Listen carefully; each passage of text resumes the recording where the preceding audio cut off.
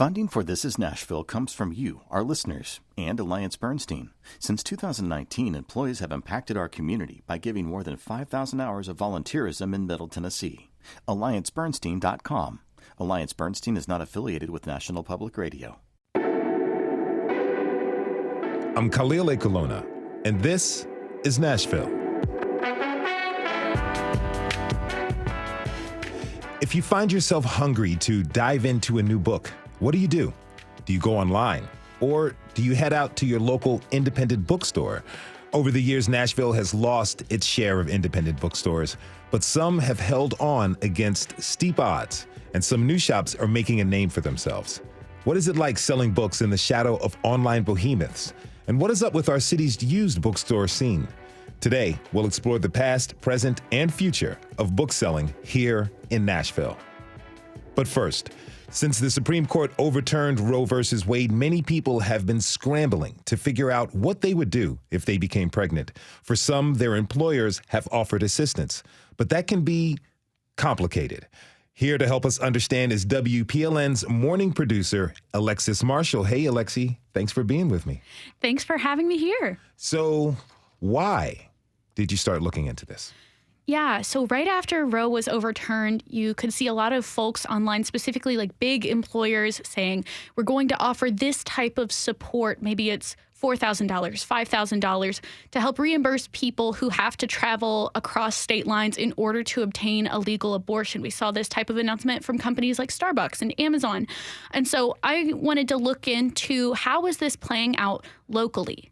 Okay, so what kind of help are employers offering for their employees seeking abortion in other states?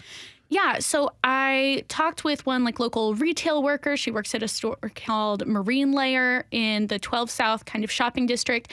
And her employer is one of several of these national companies offering that kind of reimbursement type program.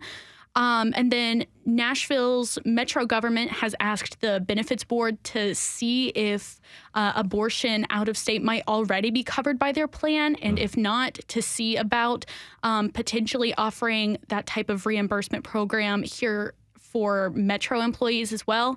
But for a lot of folks, it's still really up in the air. So I reached out to the top 10 biggest private employers in the Nashville area.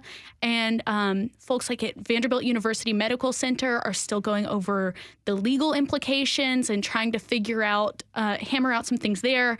Vanderbilt University has put together a task force, but they haven't yet announced what they're going to do.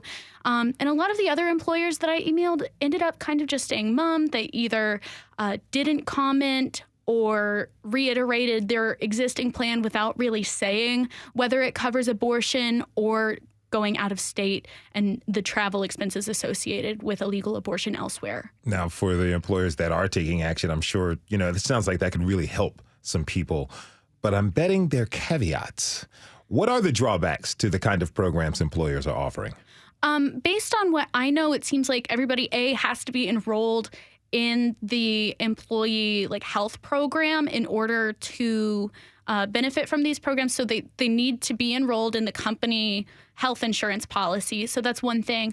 But then also when you're talking about a reimbursement, that means that these folks have to have that money up front on their own and then come back to their employers later on and say, hey, I paid for this. Can you pay me back?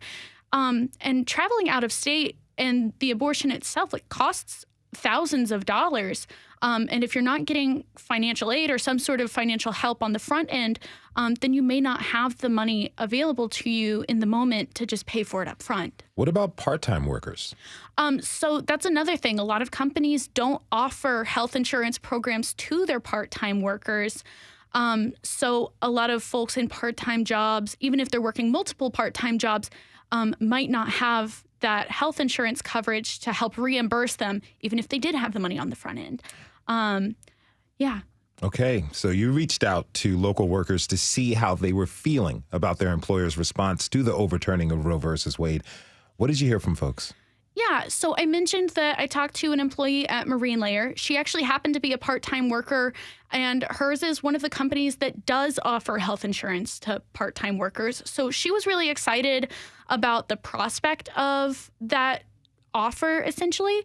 And she said that she's not enrolled in their health program right now, but she said that seeing that this is one of the benefits offered has made her consider getting off of her parents' health insurance and starting her own so that she would have access to that kind of care. But there are other folks who I spoke to who said that their company had not made any sort of big announcement, and it was unclear to them like what was and wasn't covered by their health insurance. And that's left folks in kind of a difficult position. So I spoke with one woman named Ariel who asked that we use just her first name to protect her medical privacy. And she told me that getting pregnant would be financially devastating for her right now.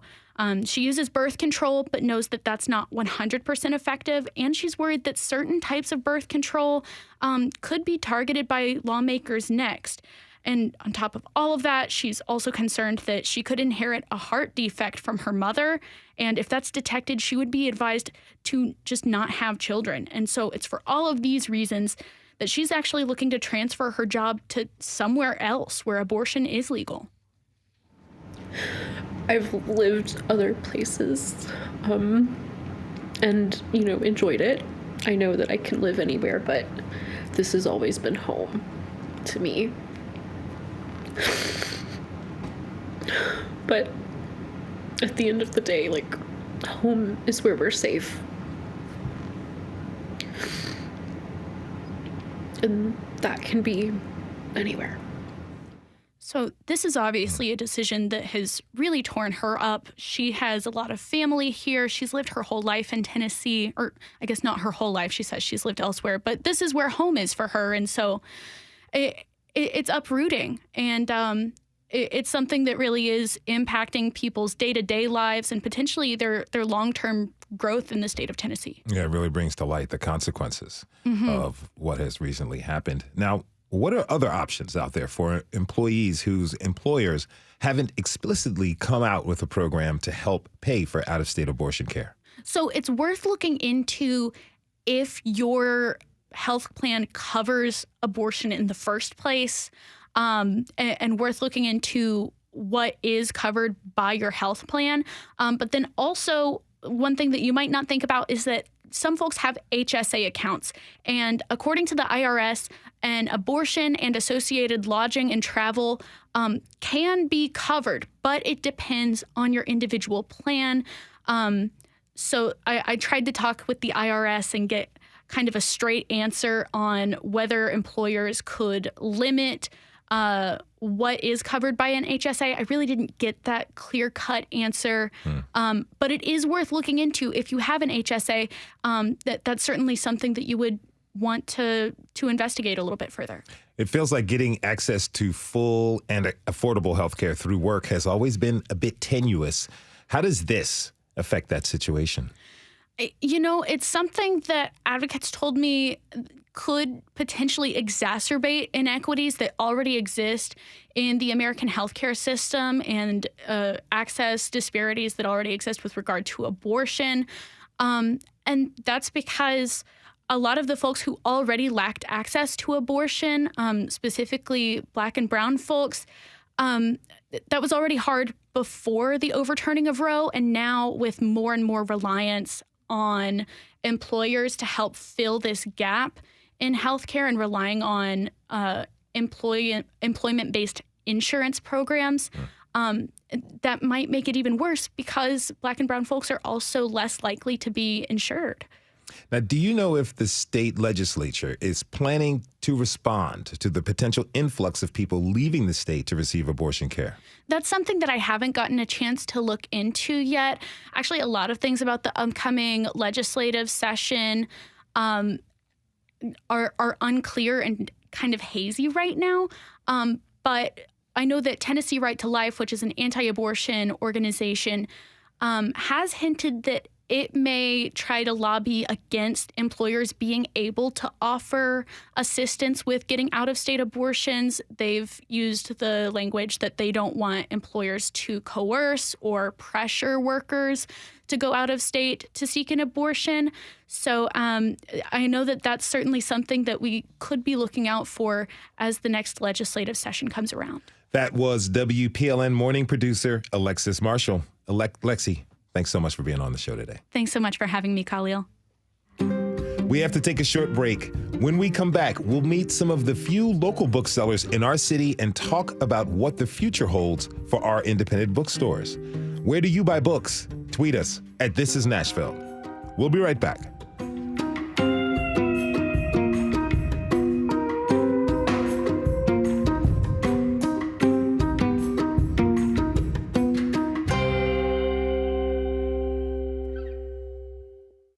Funding for This Is Nashville comes from you, our listeners, and Music City Prep Clinic, Nashville-based provider for PrEP and offering comprehensive sexual health services in an environment designed to be safe, professional, and shame-free. Learn more at musiccityprep.org. I'm Khalil Ekulona, and this is Nashville. A decade ago, it looked like online retail and ebooks were the future, meaning that future did not include independent bookstores. They were all closing across the country. Then we lost a big one in our city, Davis Kidd in Green Hills. Things looked grim. But then author Ann Patchett and her business partner, Karen Hayes, opened Parnassus Books right down the road. And then a place called Her Bookshop opened in East Nashville. And another trend started to emerge. The bookstore was back. But these vital community spaces never really went away. My next guests know that's true. Jordan Harris owns Alkebu-Lan Images, Nashville's only Black-owned bookstore. And DZ Violet is the co-owner of Novelette Booksellers, a brand new shop in East Nashville. Jordan and DZ, welcome to This Is Nashville. Thank you. Thanks. So, Jordan, your father, Yusef Harris, opened Alkebu-Lan Images and was a highly respected individual in person here in Nashville. Tell me more about him.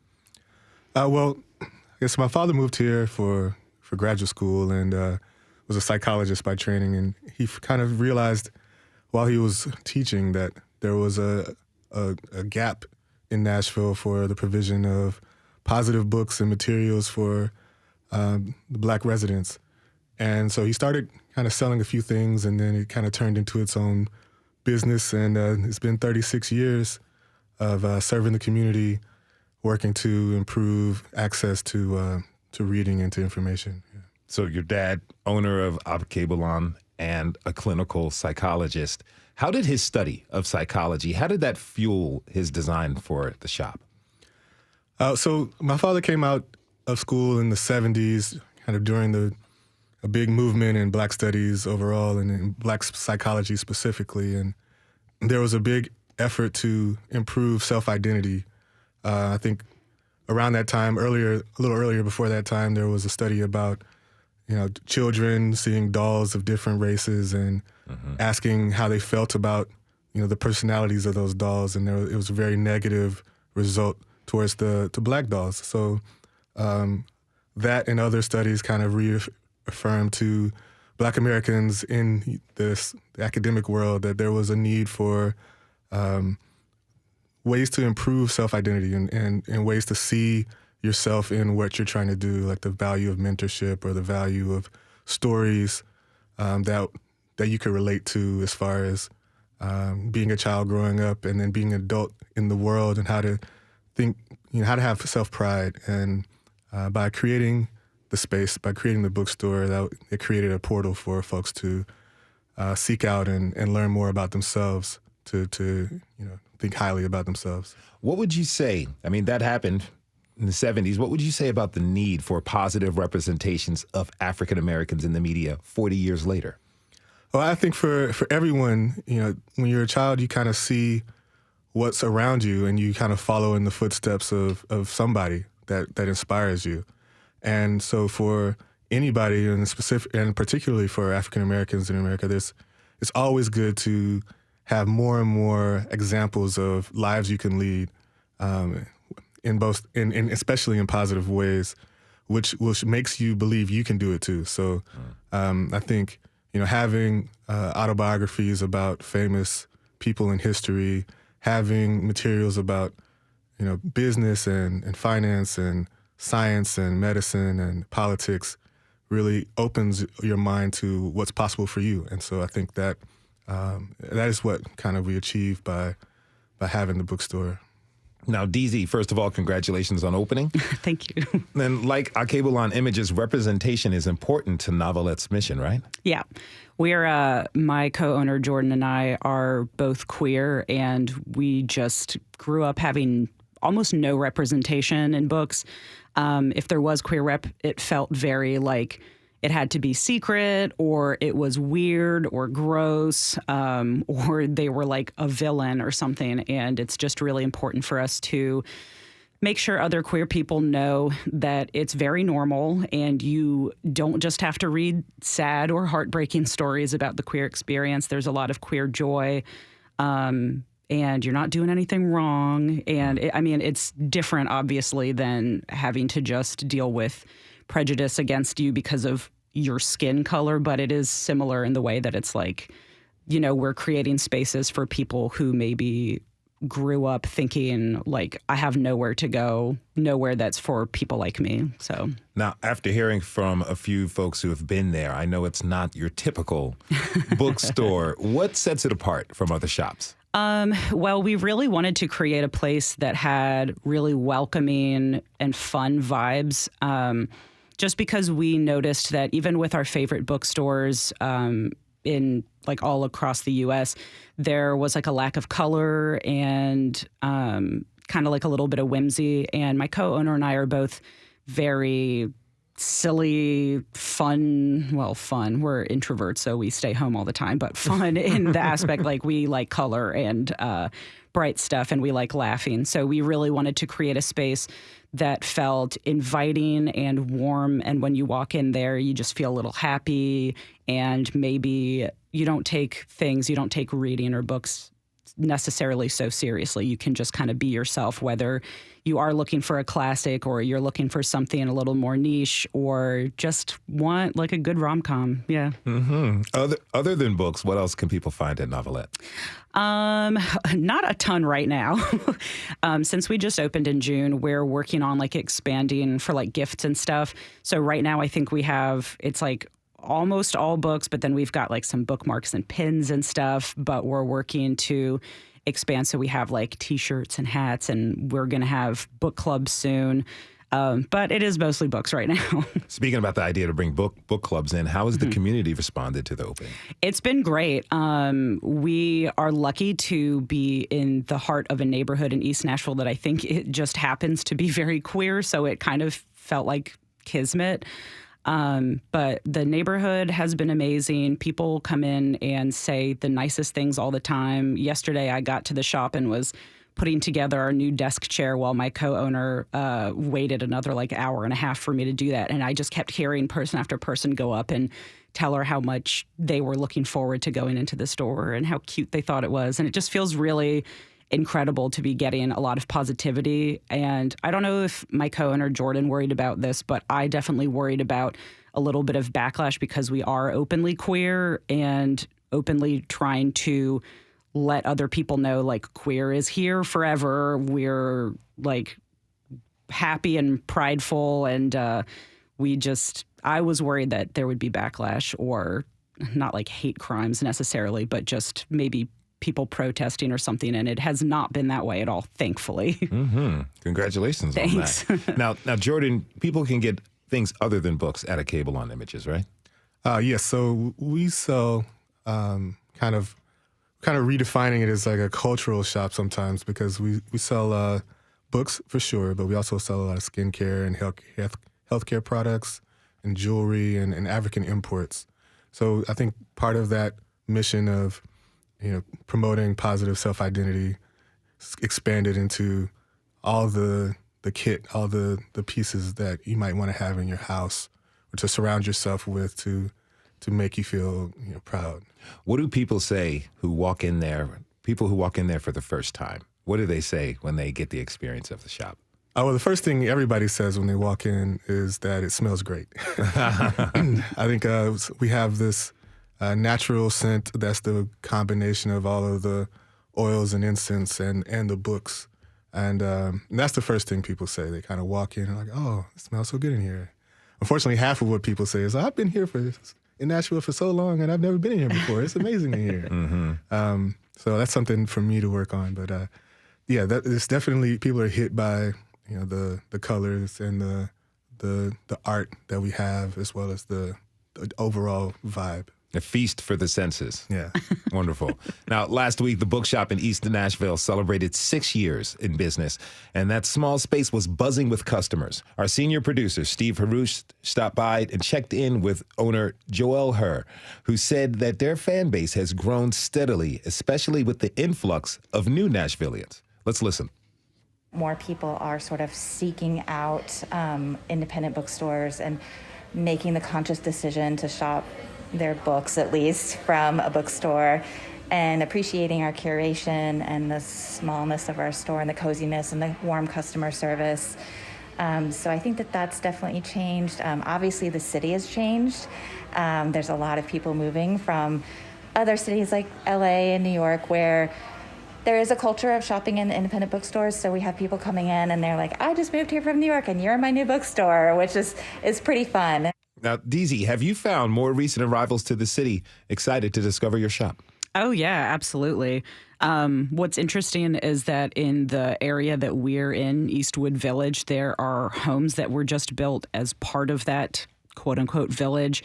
So we have people literally moving or looking at the houses right outside our bookstore that pop in, and they're just like, this is amazing to know that this would be our bookstore. We'd be within walking distance.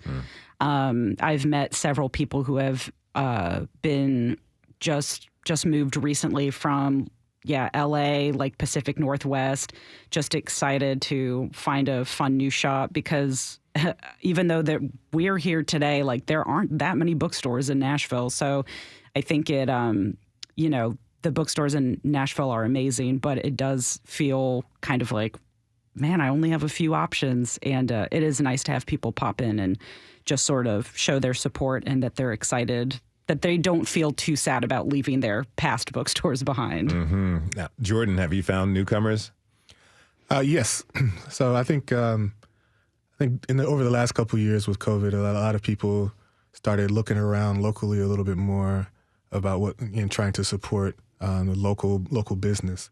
And so we've definitely felt that people have been coming in looking for us and discovering us for the first time a lot recently.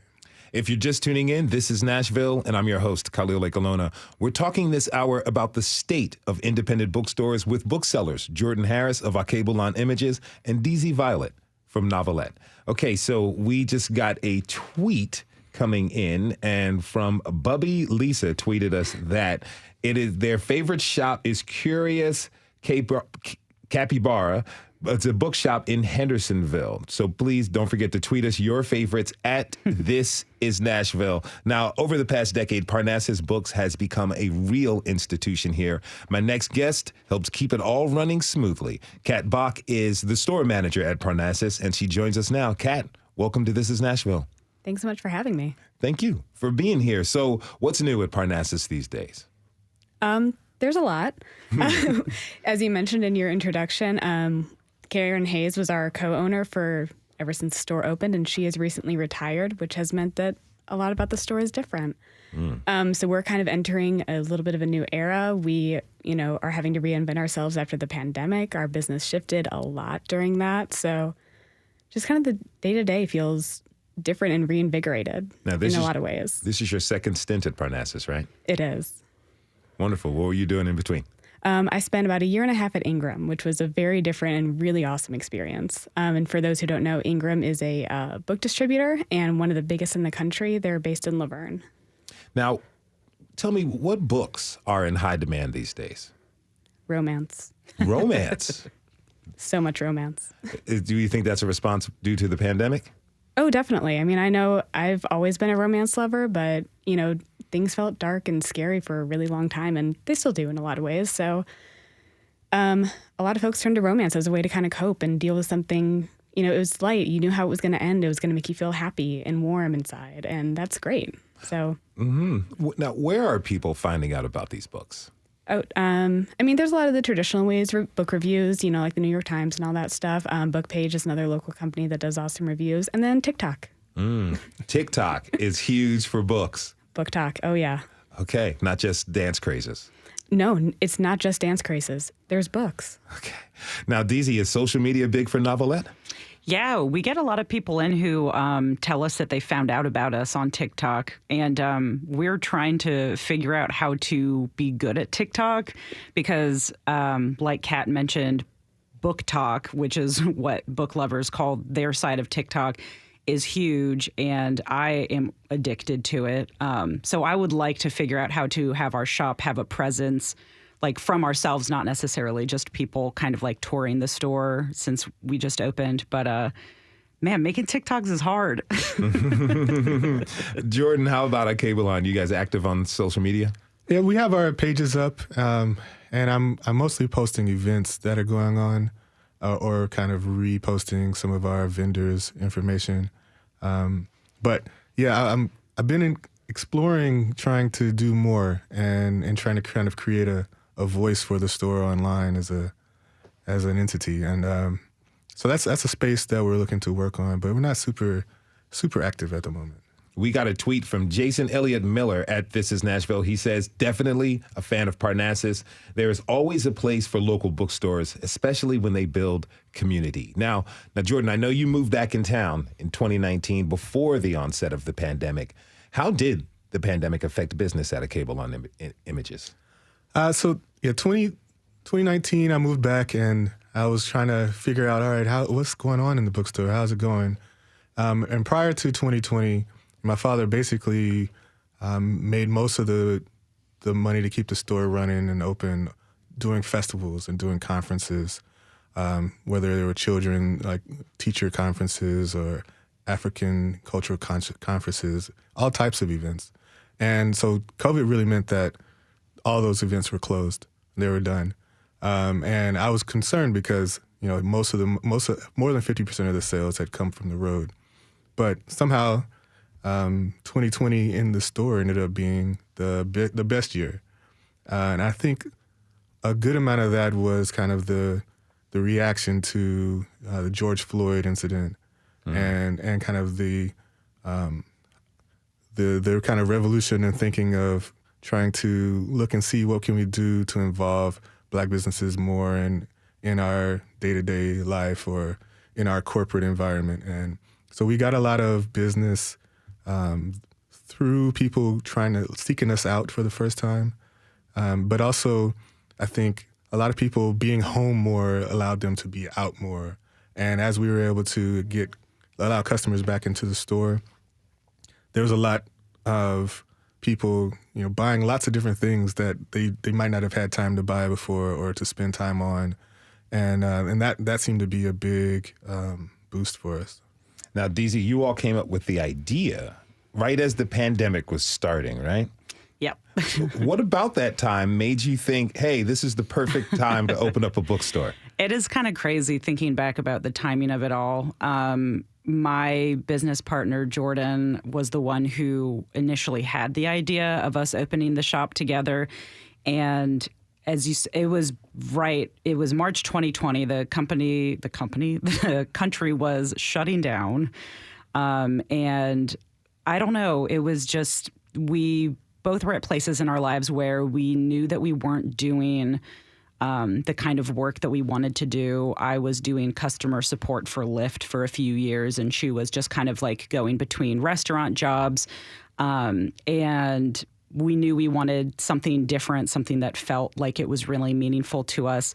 And then it just kind of happened that she had the idea right before COVID, which was both scary because then as we watched COVID really like rapidly take over the country, we started worrying, is this idea even going to be sustainable? Like, we had to really watch and see how other bookstores across the country were responding to their communities not being able to go out and go directly into their stores.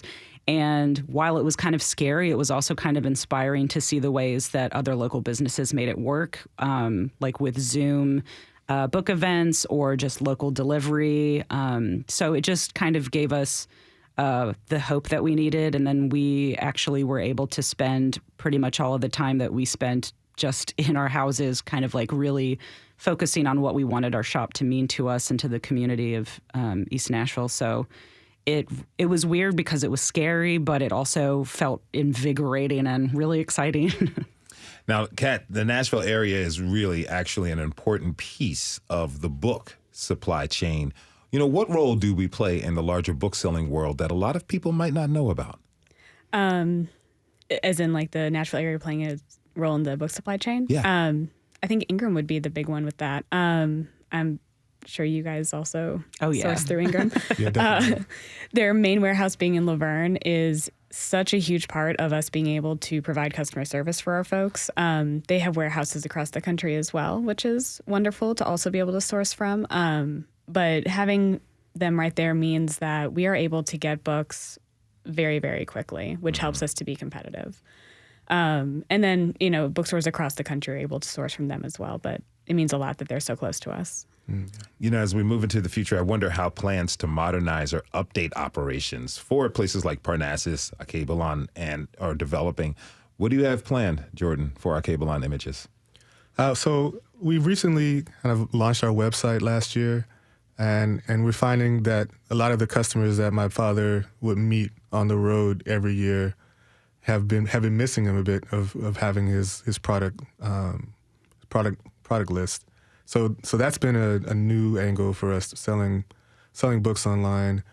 We really focus on a supply of books that even though we do sell a lot of books from Ingram and from major publishers, I think majority of my book sales come from lesser known publishing companies and from distributors that don't distribute onto Amazon and into broader distribution. So just me working on getting their books to have greater access to the rest of the country is a big project for me. I think I'm also trying to figure out, like, with book clubs, it's very difficult to get everybody lined up on the same time. I'm sure even listeners, when they do them at home, are thinking, okay, how do I get everybody to A, be available at a certain time, and then B, read the book ahead of the meeting. So just looking at how to make book clubs a little more asynchronous, where you have a place you can go to either listen to a podcast about part of a book that the book club is running, and have some time to take on feedback before the next one, and trying to look at how to use technology to be more flexible for our customers and to meet them on their time. That is Jordan Harris, owner of Alkebu-Lan Images. He was joined by DZ Violet, co-owner of Novelette, and Kat Bach, buyer at Parnassus Books. Thanks to you all for being with us today, and go out there and get yourself some books, people. Thanks for having us. Thank you. Thanks. We have to take a short break. When we come back, we'll turn to used and rare books and invite a few local experts who can help you find them. What book are you looking for? How long have you been searching for it? Tweet us at This Is Nashville. We'll be right back.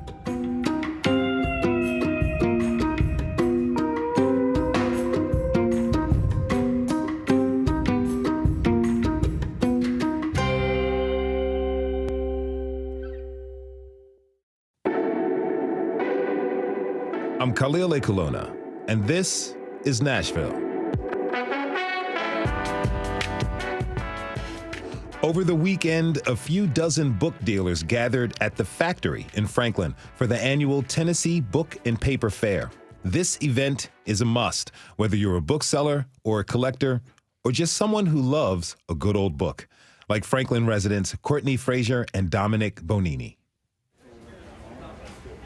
I like anything with like a really cool story behind it. And we went to an estate sale next door to her grandmother's house and found a book from 1682. They wanted like $10 for it. And I was like, I don't know much about books, but that looks really freaking cool. Yeah. So like I took a chance on it, and then like took it to the rare print shop in downtown Franklin, and they like looked through it and like were just amazed at it. And it's just so cool to think about how many hands have touched it, and like where it's been, because it was written in Latin. Yeah, written in so Latin. So it's probably been all over the world. Who knows? It's sort of like there's this idea that everything has just been invented now. Oh my God, we are just getting sexy paranormal romance now. Oh my God, we are just getting queer retellings of Greek myths now. But then when you go into the antiquarian side, you find books from farther and farther back, and you're like, these are not new trends. These are just trends that are coming back around, and not everything that's old is obsolete. I have found a couple different older science fiction books that I've read that their takes on gender have been really, really interesting, and there have been older queer books that going back, looking at those has been really, really interesting. So just because something is new or is the hot button topic now, it doesn't necessarily mean it's been invented now. So there's value in going to the older bookstores in finding out what we've been reading before. That last voice was Phoebe from Shelf Indulgence Used Books. She came all the way from Sarasota, Florida for the event. Now, my next guests have seen plenty of book trends come and go as used booksellers. I'd like to introduce Larry Woods, one half of the book review site Bookman, Bookwoman, and book reseller Carl Smith. Larry and Carl, welcome to This Is Nashville. Thank you. Thank you very much. So, Larry, you used to own a physical bookstore in Hillsborough Village. What made you want to open up your own shop?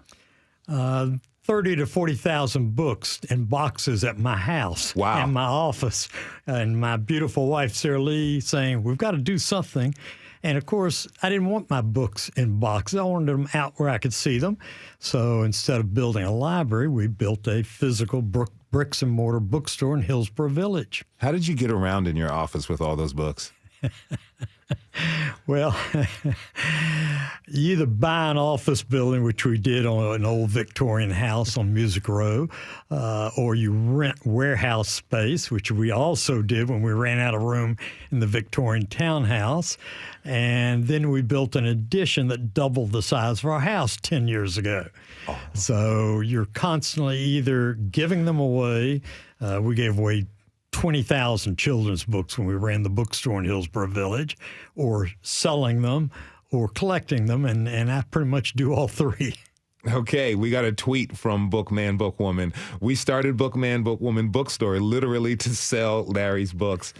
Ask Larry how that's worked out. It sounds like Bookman, Bookwoman wants you to tell us some stories a little bit.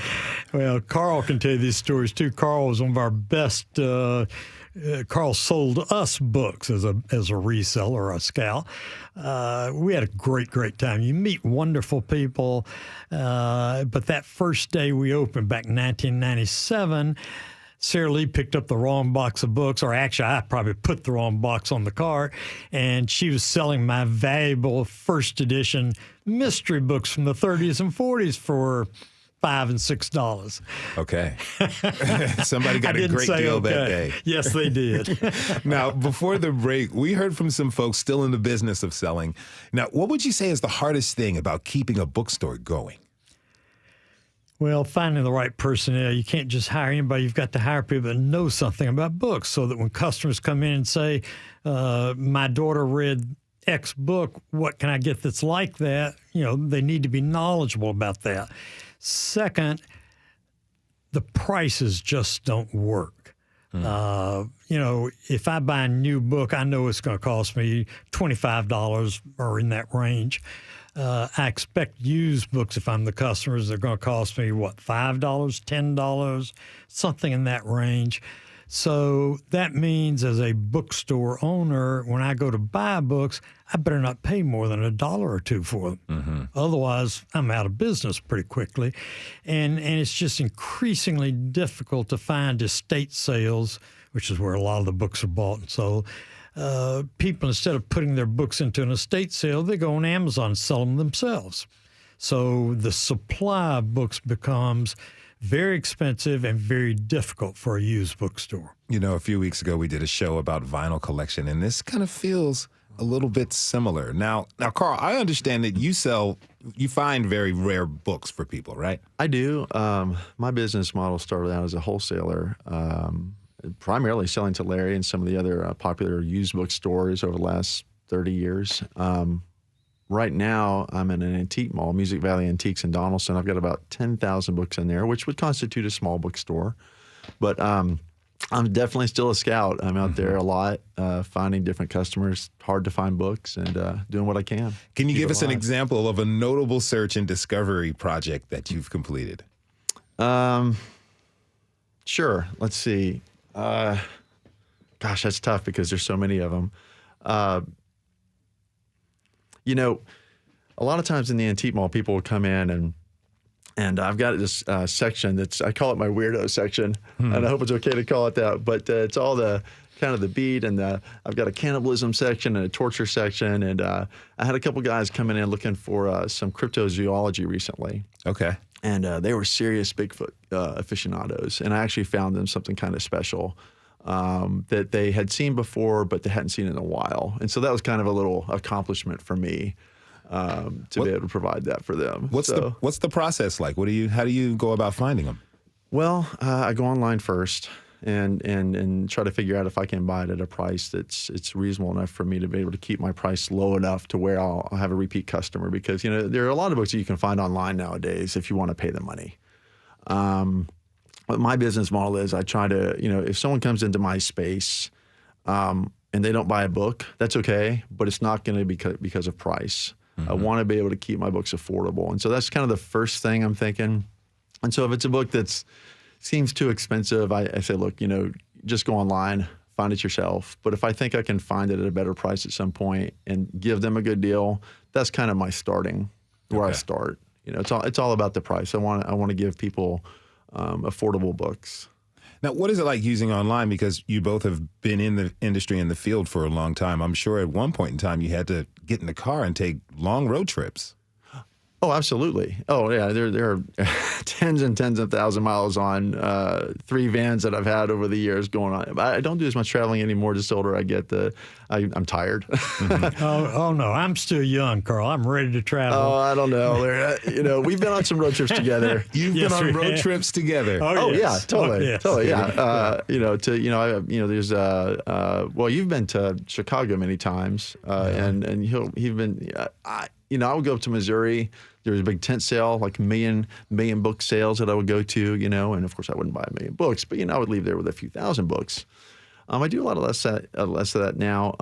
My estate sales, thrift stores, people's houses. Enough people know about what I do now that if someone passes away, unfortunately, I'll get called in to look at their collection, do some appraisals for some people that run estate sales, and then that's really been profitable for me to go in and kind of get first pick at times. I don't crucify an estate sale, but I take what I, feel like it's reasonable. But, yeah. And the internet has made this much easier, buying and acquiring books and the kind of books you want. There's a website called Book Sales USA, and it literally tells you every week who in the United States is holding a book sale. And it'll describe how many books are being sold, 10,000, 100,000, 500,000. And therefore, used bookstores or anybody that wants to build a library can track on Book Sales USA. And my wife and I made annual trips to Denver for the last 25 years. We'd ship home 50 boxes of books from that sale. Wow. We made annual trips to this huge sale, probably the biggest in Chicago, and ship home about the same number. Same thing for a sale in Massachusetts. Would you say that Nashville is a good place for used books? Yes and no. It's a good place because you've got Nickel Stone Bindery up until about 12 years ago, which did most of the binding of all the books in America, or more so than other bindery. Therefore, lots and lots of overruns and extras and defective copies where, they spilled ink on the last page. Nickel Stone went out of business. You got Vanderbilt University Press, therefore always a good source, a place you can buy obscure books that aren't necessarily listed on the internet. You've got a rich tradition of lots of bookstores, Mills, Zebert's, lots of bookstores here in Nashville, which, of course, like any business, will hold sales from time to time. If you're paying attention, good place to buy. And as Carl said, estate sales, especially if somebody's home where they collected or owned a lot of books. Carl and I will go to most of those and see each other there over the years. And typically, might be 50 customers come to the estate sale. There'd be 4 or 5 of us at the most that would be interested in books. And probably only Carl and I, one other, seriously interested in them. Now, Carl, what do you think? Do you think Nashville is a good area for used books? It is. It is. We have lost some really important used bookstores over the years. Certainly Bookman, Bookwoman, when they closed, it was a really sad day for me. But but it's still a town rich for used books. Most of the libraries still have branch sales. Yes. You know, you can go to one sale that I remember he was talking about us buying books together. We were at the USN sale once, and that year a professor had dumped his whole library, and I remember Larry and I went to the back wall, and there's this huge row of tables, right? And he knows exactly what I'm about to. And he started at one end, and I started at the other, and we were there for probably 3 hours. Mm-hmm. And about halfway through, we met in the middle, and we crossed paths and just kept going. And we just had these massive piles of books going. We kept saying to each other, why aren't all the other customers over here on these books, which Carl and I both knew would sell immediately at really good prices. And that's why we were anxious to be there for 3 hours. Exactly. So when you're scouting for new books like you all did at this estate sale, what are you looking for? Are you looking for more things than just the condition of the book? Oh, absolutely. Subject matter. I'm looking for, the things you asked me about, maybe like a rare find. Most of what I sell reading copies. I know I mentioned price before, and that factors in if someone asks me about something specific. But just in general terms, I just want to get good reading copies of books people are interested in out into the community, which I think is really important. And that's why, I do a little consignment online with people, but most of the books I sell are locally sourced, and I sell them locally because I think it's important to keep that alive in Nashville, which is really why I opened my small slice of the used book world here in Nashville, an antique mall, because it keeps me connected to the public, which I just, that's the most important thing for me is the people. Mm-hmm. Now, Larry, tell me about that connection to the people when Bookman, Bookwoman was a brick and mortar. It was great. I met 1,000 new friends over the years. And I was only there at the end of the day when I left my law office and came by to help out. Books are a lot more fun than law. So I tried to spend a lot of time there. Sarah Lee really operated the management of the store. You meet great people, and you learn. You learn a lot. Sitting here listening to Carl, what he looks for in a stack of books he comes to, I'm the same way. First thing I look for are publishers I've never heard of. Because if it's a publishing house I've never heard of, that means they probably printed 100 copies of the book, 500 copies. It's going to be a book that's really, really hard to find. Maybe really hard to find because the book's not interesting to anybody. But a lot of times it's a unique enough subject that they found this little publishing house in the middle of Oregon that nobody's ever heard of. And that book could be worth a lot of money on the internet or to a particular customer. Mm-hmm. Now, we've got only a couple minutes left, but I would like both of you to answer. What do you want people to know about the used book scene here? Larry? Buy local. Amazon's a great company. I own stock in it, but Amazon and companies like them drive local retail businesses out of business. And therefore, when you can buy local, whether it's books or toys or whatever, I would certainly encourage that. Nashville needs more bookstores. We've got a very small number of bookstores for our population. Yeah, I think what I'd like to say is that, don't underestimate people like Larry and I and your other guest. I mean, we're in this business because we love books, and it's sometimes it's a sacrifice. I was telling Larry before we came in here, if I die a book dealer, that's fine with me. I love books. I love selling books. I love the looks on people's faces when they find a book that they've been looking for in my shop. And that's how that's my reward. And so, when you're buying locally from a bookseller, you're doing more than just buying a book. You're making their day, because they love books and they care about the people that they're selling to, and it means something to them. Mm-hmm. Now, real quick, we got 30 seconds, but I'd love to hear, what book do you both have in your possession that you refuse to get rid of? Larry? The Page Galley Proof of The Lord of the Rings. Wow. I'm sure that's worth a lot of money. Carl? No, that's tough. I'm sure it would be, gosh, I hate to say this. It sounds so mercenary. Everything's for sale. Everything's for sale. Everything's for sale. I feel like I've just contradicted myself. There's no book that I'm not going to sell. A used bookseller to the heart through and through. That is used and rare book reseller Carl Smith. He was joined by Larry Woods of Bookman, Bookwoman. Thanks to you both for being on the show today. Thank you. We want to thank everyone who tuned in this hour. This is Nashville is a production of WPLN News and Nashville Public Radio. Listen back at thisisnashville.org or wherever you get your podcasts. Our producers are Steve Harouche, Rose Gilbert, and Tasha A.F. Lemley. Our digital lead is Anna Gallegos-Cannon. Michaela Elias is our technical director. Our executive producer is Andrea Tudhope. Shout out to our intern, Doreen Chernecki. The masterminds behind our theme music are Larange and Namir Blade. Special thanks to Jordan Trombley. The conversation does not end here. Tweet us at This Is Nashville. Find us on Facebook and Instagram, and tell us what you want from our show by filling out our quick survey online. This is Nashville. I'm Khalil Ekaluna. We'll see you tomorrow, everybody, and be good to each other.